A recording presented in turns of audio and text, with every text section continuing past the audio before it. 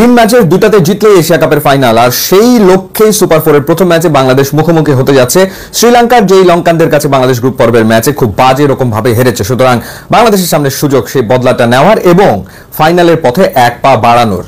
এখন সেই ক্ষেত্রে আসলে ঠিক কি ধরনের টিম কম্বিনেশনে বাংলাদেশ শ্রীলঙ্কার মুখোমুখি হতে যাচ্ছে, এবং সেটা অবশ্যই কন্ডিশন বিবেচনায় রেখে, কারণ খেলা হবে দুবাইয়ে। বাংলাদেশ গ্রুপ পর্বের সবগুলো ম্যাচ খেলেছে আবুধাবিতে, এবার খেলবে দুবাইয়ে, যেখানকার উইকেটও যথারীতি স্লো।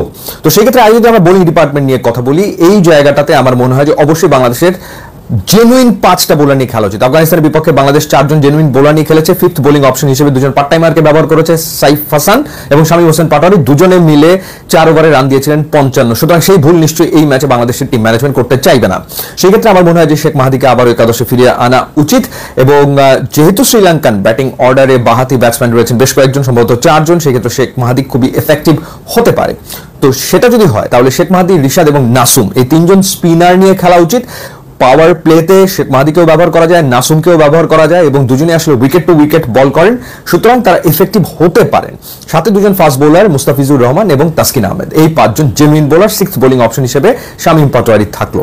এখন যদি এমনটা হয় তাহলে আফগানিস্তানের বিপক্ষে যে একাদশ খেলেছে সেখানে অন্তত একটা পরিবর্তন লাগবে। শেখ মাহাদি কার জায়গায় আসলে দলভুক্ত হবে? অপশন আছে 3টা। এক, সাইফ হাসানের জায়গায় তিনি দলভুক্ত হতে পারেন, অথবা নুরুল হাসান সোহানের পরিবর্তে খেলতে পারেন, অথবা তাওহিদ হৃদয়ের জায়গায় তিনি খেলতে পারেন। তাহলে আবার ব্যাটিং অর্ডারে পরিবর্তন আনতে হবে। যদি সাইফ হাসান ড্রপড হন সেক্ষেত্রে ওপেনিং করবে আসলে কে? সাইফ হাসানকে ওপেনিং এ ইউজ করা হয়েছিল ফ্রি লাইসেন্স দিয়ে, যে গো অ্যান্ড হিট, মারা শুরু করার প্রথম বল থেকে। ঠিক সেই দায়িত্বটা শেখ মাহাদিকেও দেওয়া যেতে পারে, অর্থাৎ ফ্রি লাইসেন্স ওপেনার হিসেবে শেখ মাহাদিও খেলতে পারে, অথবা লিটন কুমার দাস চলে আসতে পারে ওপেনিং এ, তিনি তানজিদ তামিমের সাথে ইনিংসের শুরুটা করতে পারেন। সো সেটা একটা অপশন হতে পারে। তাহলে ড্রপ হবেন সেই ক্ষেত্রে সাইফ হাসান। আর যদি সেটা না হয়, যদি টিম ম্যানেজমেন্ট মনে করে যে না, তাহলে আমরা লোয়ার মিডল অর্ডার থেকে একজনকে কমিয়ে ফেলি, তাহলে নুরুল হাসান সোহান ড্রপড হবেন, সেই জায়গাটাতে শেখ মাহাদি খেলবেন।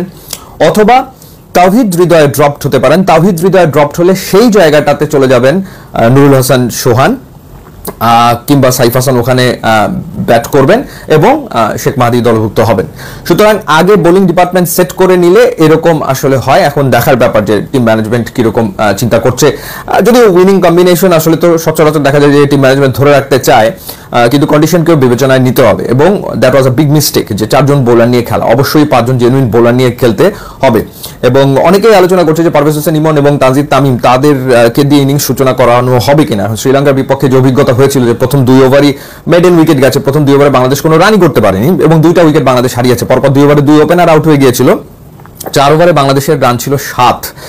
ওখানে তো বাংলাদেশ ম্যাচ হেরে গেছে। সুতরাং ওই ধরনের শুরু কোনোভাবেই কাম্য নয়। এখন সেই ক্ষেত্রে এটাও ম্যানেজমেন্ট হয়তো চিন্তা করছে যে নুয়ান তুষারা কিংবা চামিরার বল আসলে কিভাবে করে দুজন বাহাতি ওপেনার ফেস করবে, নাকি সেখানে right hand left hand combination ব্যবহার করা হবে। সো আমার মনে হয় যে হয়তো team management right hand left hand কম্বিনেশনের ওই জায়গাটাতে ভেবে এই ম্যাচেও হয়তো পারভেজ হোসেন ইমন এবং তানজিদ তামিমকে একসাথে খেলাবে না, ওখানে একজন রাইট হ্যান্ড ওপেনারকে ইউজ করবে। সেটা হতে পারে লিটন কুমার দাস, কিংবা ফ্রি লাইসেন্স ওপেনার হিসেবে সেই জায়গাটাতে শেখ মাহাদি খেলতে পারে। শ্রীলঙ্কার সাথে বাংলাদেশের জেতার খুবই ভালো সম্ভাবনা রয়েছে। আর একটা ব্যাপার হচ্ছে তাওহিদ হৃদয়ের খেলা বা না খেলাটা। মিডল ওভারে ওয়ানিন্দু হাসারাঙ্গাকে সামলাতে হবে, সেটা একটা বিরাট চ্যালেঞ্জ ডেফিনেটলি, কারণ তার গুগলি বাংলাদেশের ব্যাটাররা বুঝতে পারে না। সেটা আমরা দেখেছি গ্রুপ পর্বের ম্যাচেও, বাংলাদেশ উইকেট হারিয়েছে। তো সেই ক্ষেত্রে তাওহিদ হৃদয়ের এক্সপিরিয়েন্স একেবারে খারাপ না। হ্যাঁ, সে রান করছে না, তার ব্যাটিং টি20 অ্যাপ্রোচে হচ্ছে না, এগুলো সব ফ্যাক্ট।